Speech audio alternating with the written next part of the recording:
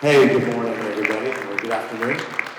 Thanks for having us here, and we're just having a little screen change going on, but in the meantime, I'm just gonna give you a little bit overview.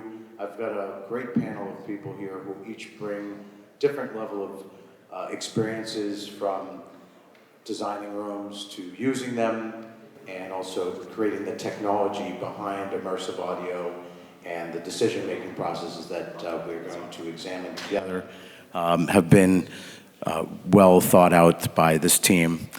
In just a moment, I can introduce the team with some slides. All right. Future-proof studio design. We're going to talk about creating spaces for immersive and stereo mixing. A little more emphasis on the immersive decision-making, because everybody's had a stereo room if you've ever, or been in a studio. Those are something we've all been through. The agenda is, we're just going to go through these topics and take a look at what we're going to go over, and we've got some good questions to kind of ask and answer as we go through this. We're going to be examining studio design, acoustics, equipment decisions, and creating your own immersive and stereo audio production rooms. I'm Dave Malikpour. I've been creating studios for almost 40 years. Started in about 1989 as my own. We've got Josh Goodwin, one of the greatest mixers of all time.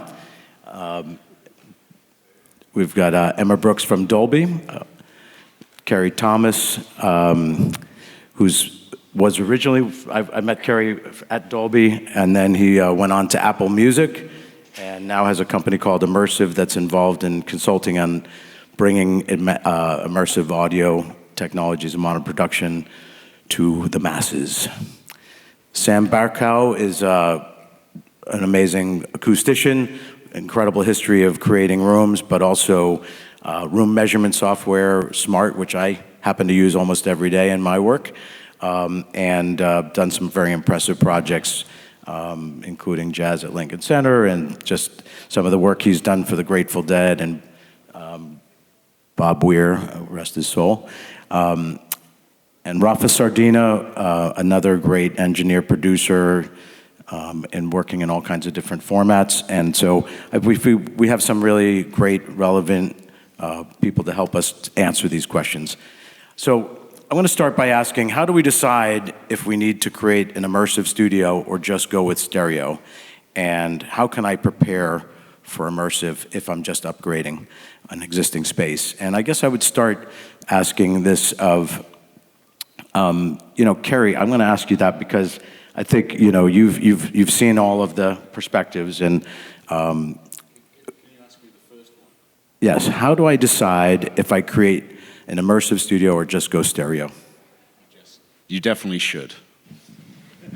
That's a pretty easy answer. There we go. The second part is harder. Right. Well, but in making that decision, is that driven by the economics of it, or is it driven by the passion of it, or where do you think the most important decision making on that topic would be?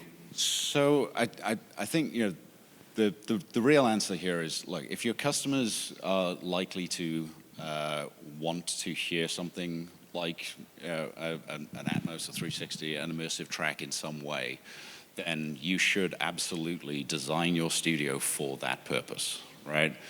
And I think when we all started kind of doing this, that was a very, very serious question. Like, who is going to want to do this?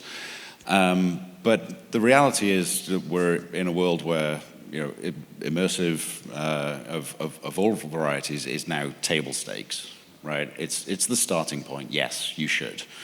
Very, very few circumstances where I'd say just go with stereo at this point, because the proliferation of formats, of distribution, of consumer manufacturers adopting technology, and multi-purpose, multi-function studios is definitely growing. And so, yeah, I mean, today, unlike 5-6 years ago, I'd say it's a requirement to think about that design. of course, I see this emerging thing as something that's really here. Something I spoke about with Emma, and I'm going to ask you to just comment on this, Emma.